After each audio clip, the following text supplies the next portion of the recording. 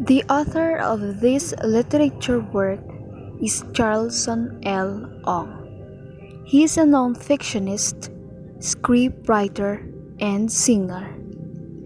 His short stories range from parodies of well-loved Filipino texts to insightful treatments of Chinese Filipino culture.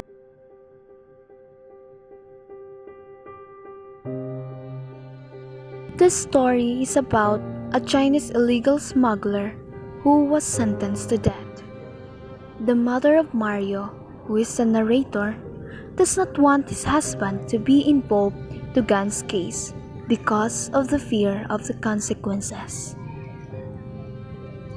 Later in the story, Mario's father planned on seeing the ambassador, saying that Gan has no right to be jailed for he was a Chinese citizen.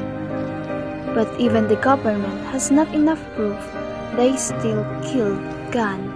Mario's father then lived in the dark and did not bother them until his last breath. His father was saddened by how the government put all the blame to Gan for his illegal smuggling and how Christian country abides with the death penalty law. Historical approach is used in this analysis that aim to know the situation and events that occurred during martial law. And also, the sociological approach is used in which it showed the execution of the Chinese drug lord had a huge impact on how Chinese people lived during martial law era. The execution talks about the freedom and justice from the negative experiences, prejudice, abuse for being Chinese rooting from the martial law. The story was set in the early period of martial era, by which President Marcos declared martial law on September 23, 1972. But according to the story, the gunshot of the execution of the drug lord Chinese man happened on January 15, 1973. Mario, the narrator in the story, shared the reminiscence of his experience of how Chinese community were treated after the eviction of the drug lord Chinese man.